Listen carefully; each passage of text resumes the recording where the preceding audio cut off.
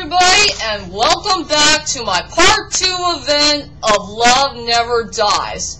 So, anyway, ladies and dudes, let's go ahead and wrap things up with the characters and my final thoughts of the show. So, anyway, ladies and dudes, let's get on to the brand new characters first, before we can head back to the original characters from the original Phantom of the Opera story. So, first off, I want to talk about the 3 cool hench people that the Phantom has in Cody Island. One called Ms. Flinge, the other Dr. Squelch, and the last one is, Dr. Gang. What could I say about these 3 new characters that we hadn't seen yet from part 1? All I could say about these 3 new characters is they were the most coolest hench people I have ever seen in the whole entire play. They are very funny, very entertaining, and all I could say about these 3 is they are the only people that the Phantom can trust in Cody Island. After all, they are truly following his orders pretty darn well after when they're taking care of everything in Cody Island. So, all I could say is these 3 cool hench people were the most coolest new characters I have ever seen in the Broadway play. And as for the young boy named Gustav, I think he's a really cute character. I mean, he's a very talented young boy who can sing and he can play the piano. And let's just say that he's a very good mother's figure to Christine. Well, actually a good mama's boy to Christine. And I'm very happy that he and Christine had a very beautiful mother and son relationship. And I think that was the most sweetest highlight moment of the whole entire story of Love Never Dies. So I think that's very sweet in my own opinion. Okay, everybody, since I'm done with the new characters about what I thought about them, let's head on to the original characters who are back for the second story. Okay, let's go with the juries, you know, Madame Jury and Meg Jury. Okay, what do I think about their new changes after the Part 1 event of the Phantom of the Opera had finally came to an end? To tell you the truth is, I think the jury should have been the next villains in the story, because I think there were a whole lot of discussions about them.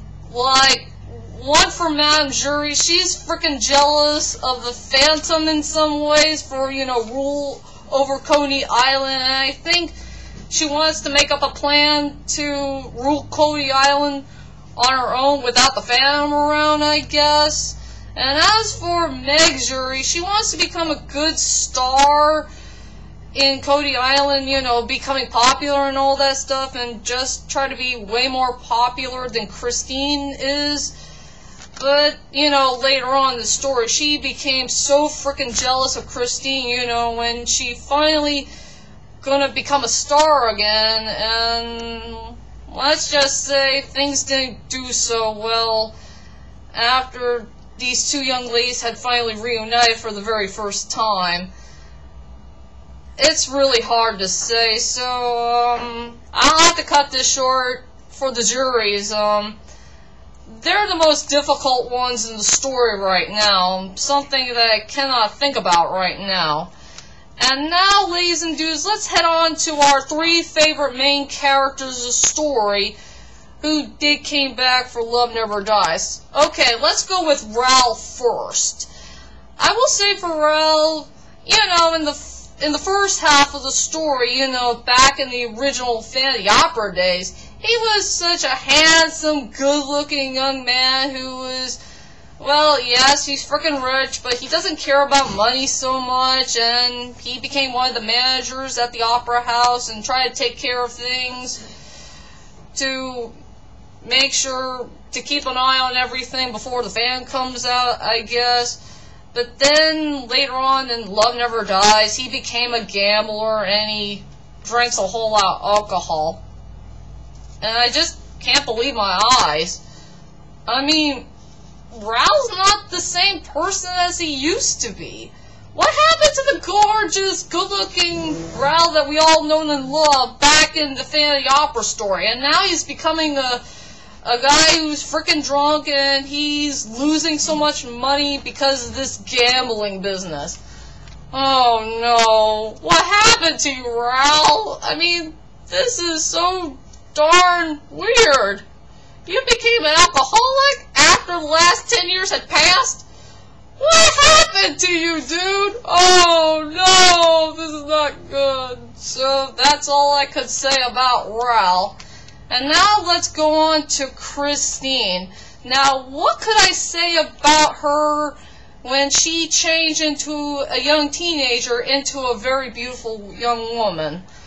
I will say that she has the most wonderful change I have ever seen in my whole entire life. I mean, she became such a mature young woman who's trying to become a good wife for Ralph and try to become a good mother to Gustav, and I can't believe that she had just grown up to become such a mature woman.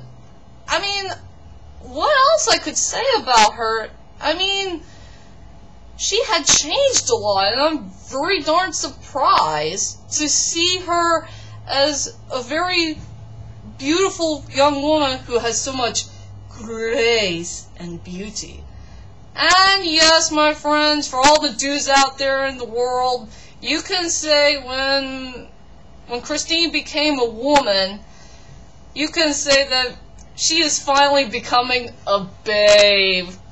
Yeah, I'm sure all the guys out there will be interested of her again when she becomes a babe in the whole entire story. So that's really surprising, and I really do love her voice. Her voice is the most beautiful thing I ever heard in my life. And she can still sing even to this day. Even if she can find a way to sing again for the Phantom. If you know what I mean. So, oh yeah, and another thing I love about Christine is the actress who plays her, named Anna O'Brien. I just want to say, in my own opinion, that she did a fantastic job playing Christine. I mean, she's one of the most greatest actresses out there, and also one of the best opera singers out there, who sang so beautifully. And I will say, in my opinion, that she is the best Christine ever in the Phantom of the Opera or Love Never Dies history. I mean, I want to say thank you, Anna O'Brien, for playing the best Christine that we ever seen in Broadway history. You are truly the best. And now, ladies and dudes, let's go on to our most favorite main character of the story. And this is the most important character who has the most biggest change of all. The mighty, the Phantom of the Opera. I mean, the Phantom has the most biggest change ever in Broadway or the Phantom of the Opera history. I mean, this is one of the most coolest dudes of all time. Thanks to the Australian actor named Ben Lewis. I will say for Ben Lewis, he did a fantastic job playing our favorite man in all of Broadway history. I mean, the Phantom is truly the man. And there are so many positive things I really want to say about this new Phantom. Is that he became a comedy relief. He's still the bad A-word dude that he used to be. He could sing well. He's a little bit older right now. And he's really good to the kids. He's very faithful to his hench people. I mean, the Phantom did all the above. But I just want to say, for one good positive thing I really love about this new Phantom is that he is no longer a bad guy. He had finally turned out to be a good guy. And this is something that we're all dying to see after the original Phantom of the Opera story had finally came to an end. is when the Phantom had finally became a good guy. And yes, my friends, I will say one special spoiler alert, that there is somehow, in some way, that Phantom and Christine will be together again.